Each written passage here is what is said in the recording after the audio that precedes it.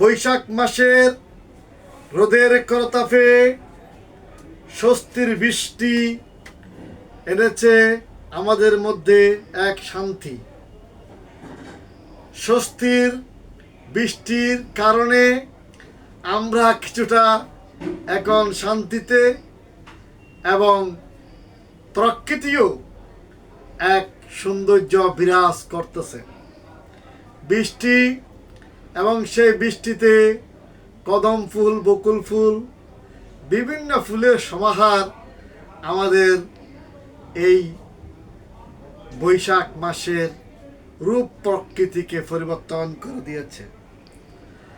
আমরা শুধু শঙ্কিত একটি কারণে, শঙ্কা দেখা দিয়েছে পাহাড়ি ঢালু এলাকাগুলোতে যে মানুষের বসবাস, সেই জায়গায় বৃষ্টির স্রোতে পাহাড় ধসে পড়ে। ইতিপূর্বে চট্টগ্রামে, পার্বত্য চট্টগ্রামে পাহাড় ধসে অনেক লোক মারা গিয়েছে। চট্টগ্রাম, খাগড়াছড়ি, রাঙ্গামাটি, বান্দরবন এই 3 জেলায় ইতিপূর্বে পাহাড় ধসে অনেক লোক মারা গিয়েছে, ক্ষয়ক্ষতি হয়েছে। তাই সকলের প্রতি অনুরোধ থাকবে যে আপনারা সচেতন হবেন।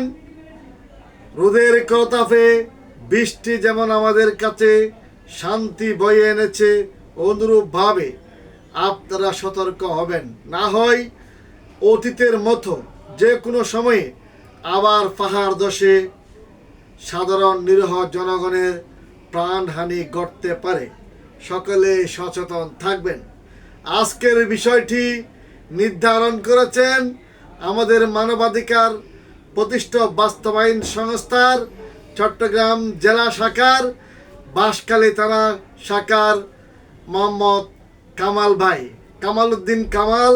আজকে অনুরোধ করেছেন আজকে মানবাধিকার প্রতিষ্ঠা বাস্তবায়ন সংস্থার পক্ষ থেকে এই কথাটি বলে জনগণকে সচেতন করার জন্য। তাই কামাল ভাইয়ের এই পরামর্শটি, এই কথাটি আমার কাছেও ভালো লেগেছে। তাই বাঁশখালী উপজেলার মানবাধিকার প্রতিষ্ঠা বাস্তবায়ন সংস্থার সভাপতি কামাল ভাইকে ধন্যবাদ। সেই সাথে সকলকে জানাই যে আপনারা সতর্ক থাকবেন, যেন এই বৃষ্টি আমাদের শান্তি এনেছে, প্রকৃতির রূপ ও লাবণ্য সৌন্দর্য হয়েছে, সেই সৌন্দর্যকে আমরা ধরে রাখব। মানবতা বিধ্বংসী যেন কোনো কাজ না হয়, পরিবেশের যেন কোনো ক্ষতি না হয়।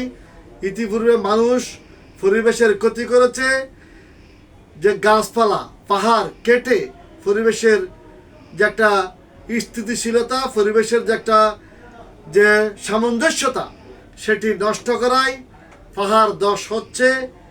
প্রকৃতিতে একটা বিরূপ মনোভাব সৃষ্টি হয়েছে। সেই কারণে সকলের প্রতি অনুরোধ থাকবে যে মানবাধিকার প্রতিষ্ঠা বাস্তবায়ন সংস্থার পক্ষ থেকে যে সবাই শান্তিতে থাকবেন, সুখে থাকবেন, সতর্ক থাকবেন। ধন্যবাদ সকলকে।